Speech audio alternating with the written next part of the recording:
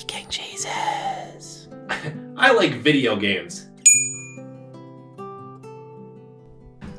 What's up, B's and G's, and welcome to the first episode of my brand new series, Hippie King Jesus Triple Reviews, where I, Hippie King Jesus, review 3 games each in under 3 minutes or less. Because nobody want to hear IGN talk for 10 minutes about how Call of Duty Ghosts was a 9 out of 10 game. Today, we have Diarrhea Don, The Chase, and Boreal Blade. And on that note, let's kick off the timer.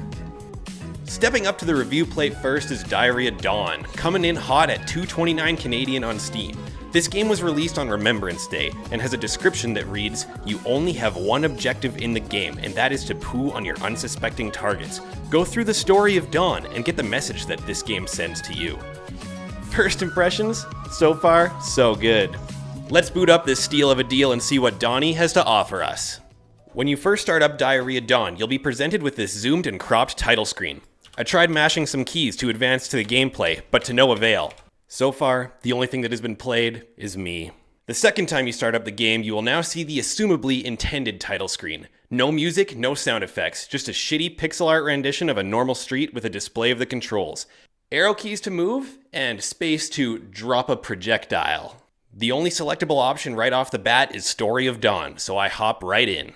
Exterior, Matt North Baby Nursery. A lore card pops up that reads the following. Ever since Dawn was born, he possessed a rare ability to produce poo on demand. While this may not be something to brag about, but he found it funny enough if he could drop it on the clueless persons passing by, and he started at a young age. I immediately have a sense of nostalgia wash over me, as this sounds exactly like the way I started every short story I wrote in the 3rd grade. Let the gameplay begin.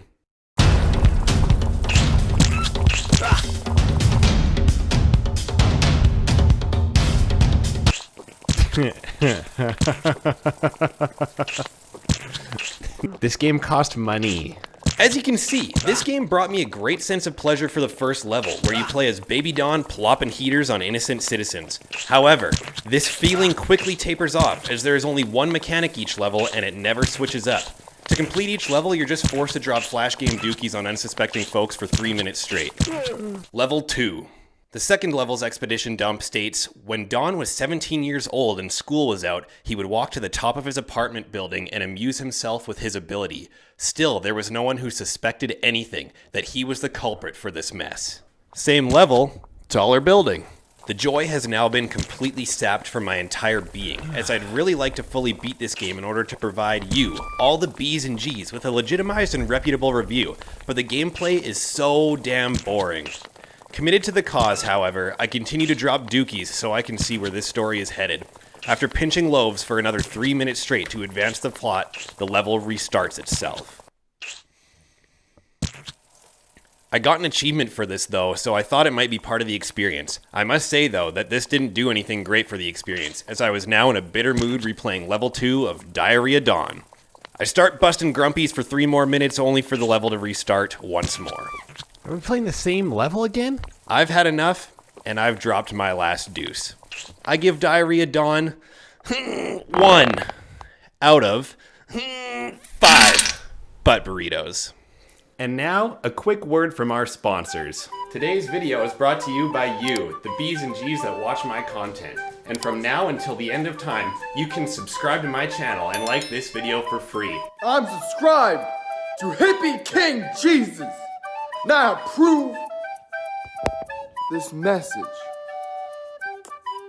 Please like and subscribe for more great content like this. And now, back to the feature presentation. Next up, we have The Chase, which launched on Steam November 12th for $11.49 Canadian. This was the most expensive of the 3 games, so expectations fairly high. However, Diarrhea Daniel over here did set the bar pretty low.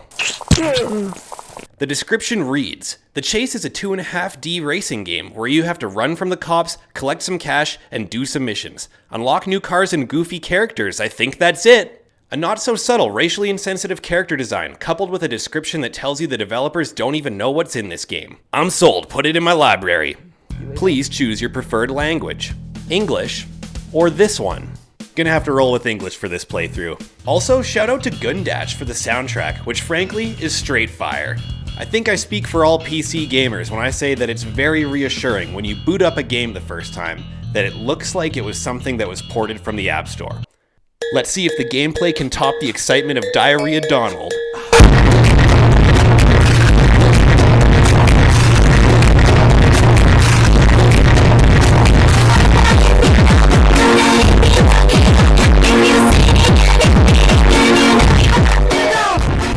The handling is pretty difficult at first due to the car turning on a dime.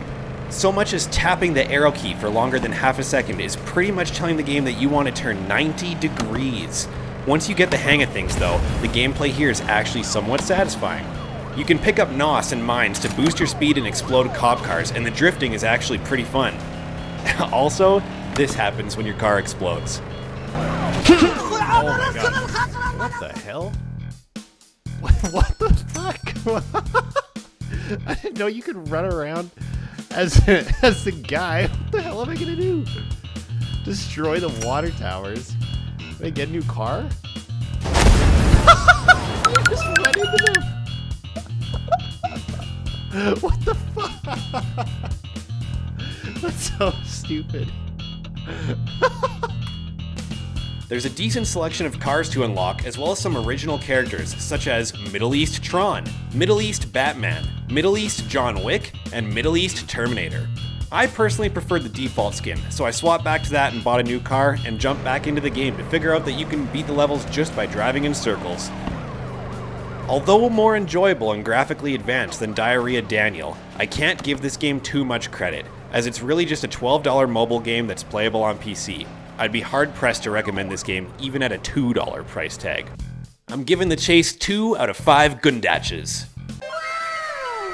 And finally today, we have Boreal Blade, released alongside the chase on November 12th. This game retails for $4.18 Canadian, and is described by the following statement. Boreal Blade is a team-based melee fighting game with a focus on player versus player combat, combining reactionary and tactical gameplay with extraordinary freedom to variate your attacks and develop your unique fighting style. This game at first glance looks like an indie version of For Honor, and that's pretty much what it is. I was actually the most excited to play this game of the three, but this proved to not be such an easy task. There is a character limit on your username, so I will now be known to the other Boreal Bladers as Hippie King Jizz. I tried to immediately fire up an online game using the quick play option. The first time, I loaded in to spectate a 1 versus 1 that was already in progress. I try to leave the game and don't notice that you need to select disconnect and not end game. Oh, and I accidentally exit the game. This will not be the last time this happens. For my second attempt to join a game, I choose to use the server browser in order to avoid potentially having to play as a spectator again.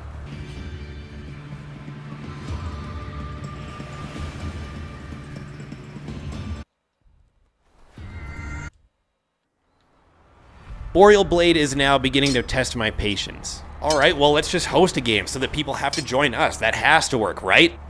Wrong! I saunter around an empty game for 2 minutes on my own before deciding to try out the tutorial. At this point, I don't care if it's online or not. I just want to cut some dudes up. Alright, now we're gaming. Sven shows me the controls for keyboard and tells me to meet him down the hill. And why am I specifying the controls are for keyboard, even though the game is already on PC, you may ask? Have patience. All questions will be answered in due time. Cut some wood, kick Sven's ass, learn some of the controls, and head to the training hall. The controls no longer work. Everything I have learned. All for nothing. Alright, let's just try to quick join another game, and I'm spectating a 1v1.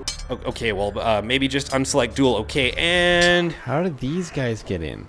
And why does it tell you to play the game in computer controls, but then Xbox buttons here? Have patience, I said. All questions will be answered. Back to the server browser! I'm in. I'm finally in. I'm in. Thank God. It's been 15 minutes and I'm finally in the game. But what's this? The controls aren't working again? Well, I did notice earlier that there were some Xbox button prompts, so let's just try that. Oh my God. I couldn't move because it switched. Holy shit, dude. This game is messed up. So the tutorial forgets to tell you that you can only use a keyboard in the tutorial and that you need to switch to a controller when you're actually playing online. All right, whatever. I'm ready to fight some knights. Let's just do this.